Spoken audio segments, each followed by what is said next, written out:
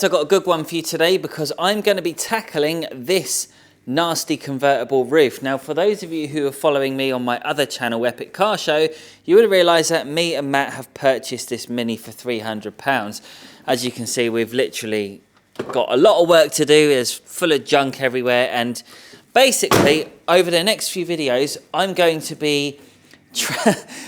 to attempt to transform this car the best I can. So we're going to be doing things like deep cleans on the wheels and tyres and the arches. But today's focus purely is this convertible roof because it is absolutely horrific. And what you can see here is we have a lot of green algae which needs to be removed.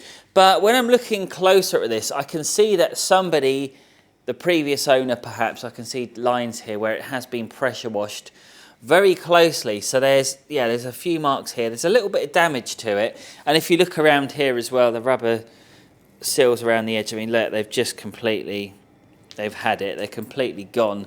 Now, in a perfect world, I would say chuck chemicals on and pressure wash it, but we know that's not the right thing to do. Now, there's many different ways that you could potentially approach this scenario. So instead of just focusing on one method and one tool only to get this looking as good as new, we're actually going to be focusing on multiple methods just so you can try and figure out for yourself which one's going to be the best method for you. Now, normally what we'd do is this whole process will be carried out during the actual contact wash stage or the pre-wash stage at least.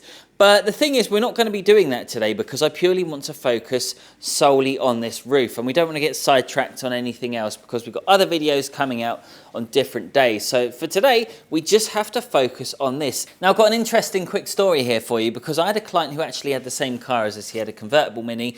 Literally when they first came out, and they were a big deal. Now, he used to take it to a hand car wash before he started using me, and the thing was they gave the car a good blast, but because these cars aren't very watertight, all this water had got through the seams and through the gaps, and it had gone down there, and it went so mouldy, everything was completely sodden underneath, and it was just nasty. But the interesting thing was, when we pulled out the user manual that came with these cars, it actually says in the Mini guide, do not wash your car. They don't recommend it. And that's not just the convertible Minis, that's all the Minis. So what are the risks with cleaning a soft top roof? Well, number one, obviously, what we just mentioned, you get water which can get in very easily. It's not very watertight. The thing is, once they start aging as well, all these bits just deteriorate as well. So it's technically not really that waterproof. So you've got to be very careful anyway. Now, the reason why they don't want you pressure washing it is because of all these seams here, because what happens is when you hold a pressure washer very close to it, when you've got that full maximum bar pressure coming out, if you were to hold it close, what it can start to do is rip open some of those seams. So you've got to be awfully careful. And because this is a fabric, now if you look here closely, this is a key area that was really hammered with a pressure washer, you can see. Now, some of these fibres have literally started to snag or fray or whatever you would want to call it.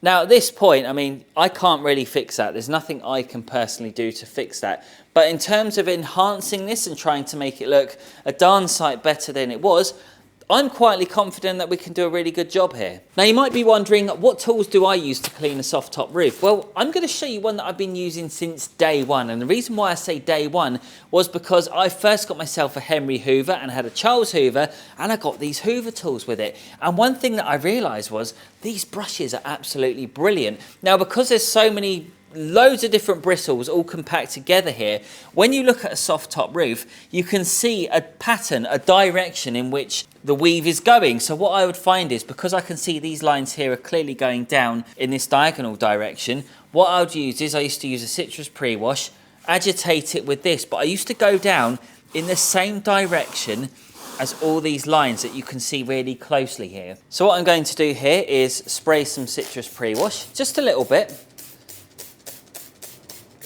And now we're going to take the brush and we're going to go down in the same direction, you see. Now, you might be thinking these brushes look quite stiff. Are they going to cause some damage? And to be honest with you, if I really hammered this really aggressively, non-stop for a long period of time, yeah, you probably could cause some damage. But it doesn't take a lot if you wanted to remove any of this algae or mould or whatever you're dealing with. And as you can see there, in a matter of seconds, that looks flipping good.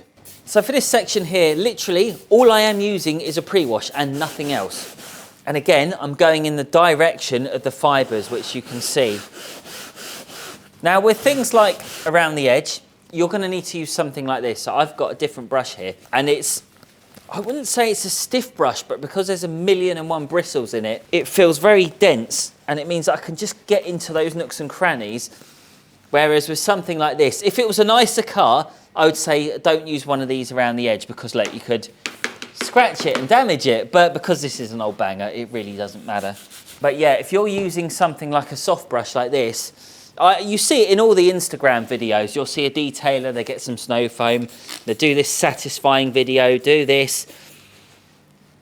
It's going to do nothing. You're still going to rinse that away, and you're still going to be left with some algae, because look, how is that effective? It's just not. Now, if you look here, when I've got this soft brush, it does look very fancy, but the problem is it's not doing anything. And this is what annoys me about those videos. Look, where is the brushing? What's happening is you've got your soft brush, you're pulling it out wide like that, and nothing's happening. That's why if you use something like this, I mean, actually, even if you didn't have one of these tools, you could go for something like this, which is a fabric brush. Now, you can get these on Amazon, and I suppose what could potentially make these slightly better in some aspects is you've got full control of the handle, so it's not going to slip.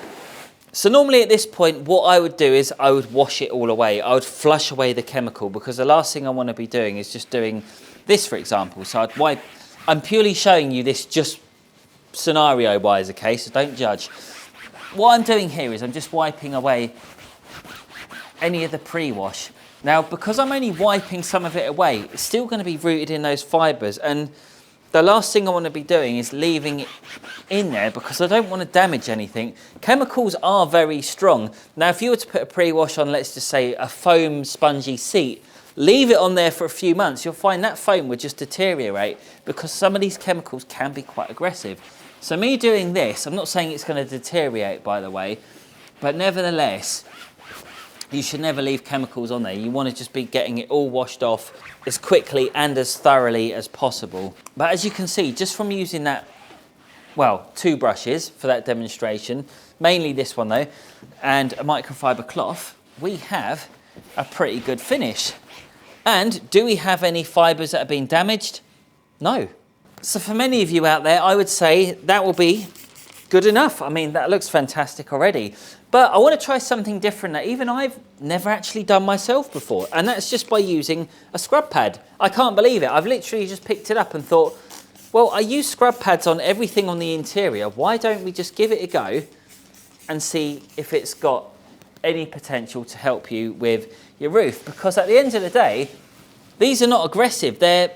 It's like a microfiber cloth, but the fibres are slightly stiffer. But these are so good at cleaning plastics and trim and other parts of the car. I thought, well, why not just give it a go? Again, I'm going to try and go in the direction of those fibres, so they're going down diagonally. I don't think I'm going to have a lot of success with the edges here. Well, I'll give it a quick scrub anyway. Now, I know you're thinking, Dave, you must be mad. Why don't you just get a pressure washer on it? That, you know, the roof has already had it. But it's good to try these methods out. It's good just to not rely on one, because you never know. You always come across these other scenarios where you think, oh, I really shouldn't use that brush or that tool on this roof on this occasion. So it's good to have backup options, and especially if you leave any tools behind. So again, take my cloth, wipe it away, but in real world scenarios, we would get something like a garden hose is quite good. If you are going to be adamant that you want to be using a pressure washer, then put it on the widest fan setting, but also have it on the lowest flow rate, the lowest bar pressure. Some of them are adjustable, not all of them, but if you've got the fan so the water's coming out and it's quite narrow, you're going to find that it's going to be a lot more pressure compact together, whereas when you've got a wide fan setting, it's more like a mist, so it'll lightly wash the bits away. This looks good, the scrub pad, but where the scrub pad has failed is around the edges. I thought it would as well, because whereas you've got this brush here, this really, I mean, look at that. It gets right into those nooks and crannies, but with the scrub pad,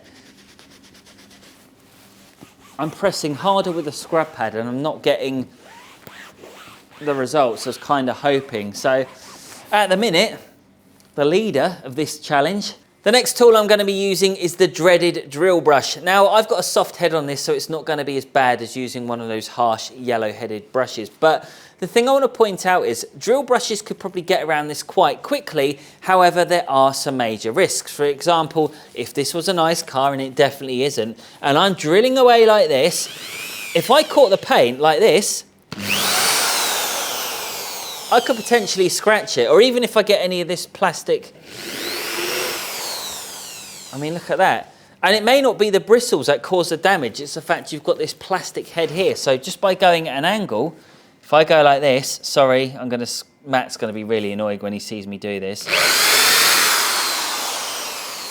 Yeah, it's going to cause problems. But anyway, in the spirit of car cleaning, let's just go nuts and see what happens. This is why I love working on old cars, by the way, because it really doesn't matter. I love it. Good fun.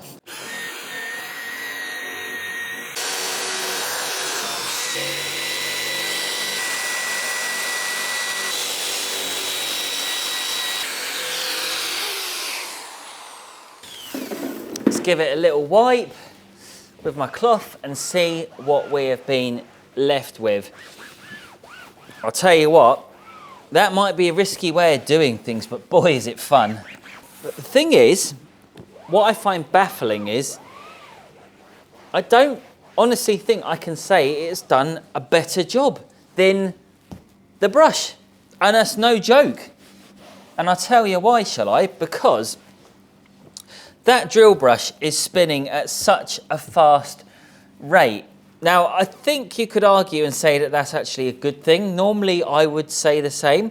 But because I'm using a softer head, again, I might revert back to this theory with this little soft brush here. So if I have a look here, if I was to look slowly like this, I'm guessing that these bristles, because they're so soft, they're not getting the full effect of hitting this fabric, if that makes sense. It's almost like, again, it's the same thing. Soft bristles, although they have their place in detailing, for this, I don't know. I mean, it looks okay to me. Now, I can see some marks, which I'm not sure whether that's pressure washer marks from one of the many washes this car's clearly had, or it's from the drill brush. Now, if I'm to, do you know what? I'm going to just say sorry to Matt right here because we've gone halves on this car, but I'm going to try and total it now. So I'm going to spin this and I'm going to apply a bit of brute force to see what happens, whether I'm going to get any funny marks. I think this was already there, but let's just maybe do this bit again.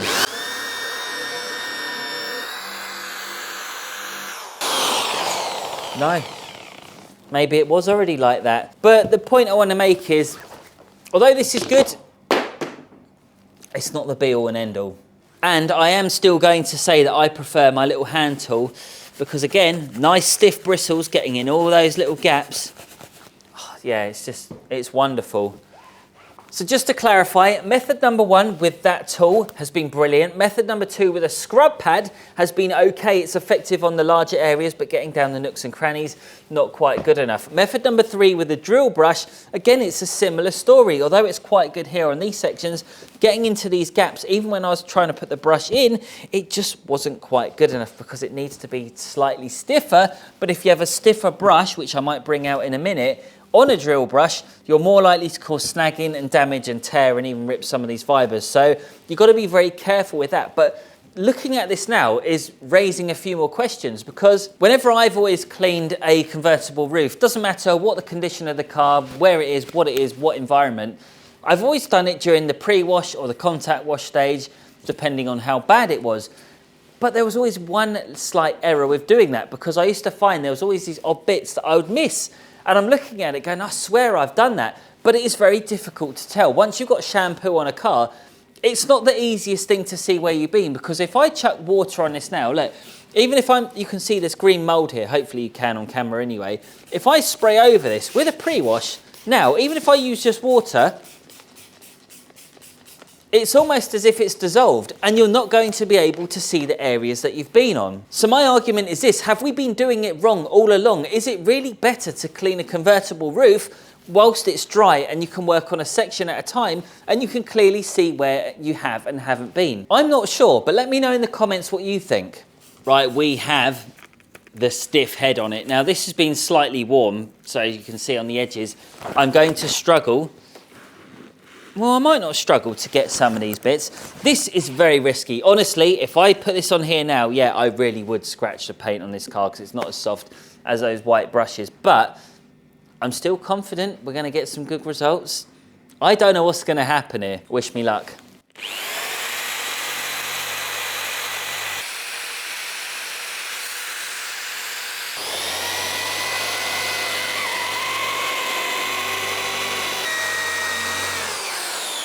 In all fairness, it's not looking that bad, but I have noticed something.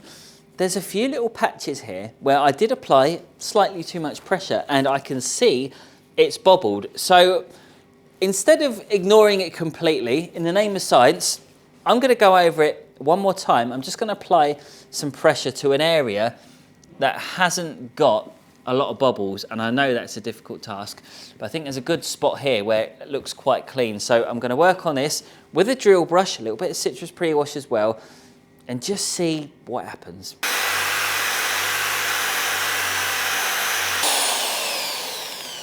So there you go. Now I've done that for about a minute, I'd say. And I don't know whether that's just my imagination. I can see a little bit of the fibres that have just bobbled up. But then I'm looking at all the dirty parts and it looks wrecked as well. So it could have actually already been like that. For me, although this is a very aggressive brush, it's highly effective, but I just don't think I would risk it, especially if it's a nice car. It's okay, if you're doing it on an old banger like this, no problems whatsoever. But I just think, yeah, I'd be very careful using one of these on something a bit newer. So we've got 4 complete test panels here. In all honesty, I prefer using the good old-fashioned hand brush. Now, you don't have to use one of these, you can get similar ones. But honestly, keep your eyes out for things like tyre cleaning brushes as well. Those stiff bristles are going to be quite effective, but again, you just have to be very careful about touching any of the paint or any areas like the glass or anything you just don't want to scratch. Now, instead of finishing this roof off right now, what we're going to be doing is in the next video, we're going to be carrying out a deep clean on the Mini. So this is going to be going outside, going to do everything top to bottom, everything on the inside as well, do the engine bay, the whole lot for the next series of videos. So we are going to be trying a few more methods during the wash stage. So it's going to be in that video. Make sure you stick around and make sure you subscribe so you don't miss it. And if you haven't seen the series where we get hold of this Mini, honestly, go watch it on the Epic Car Show channel. And I will put a link where you can go and watch that video right here.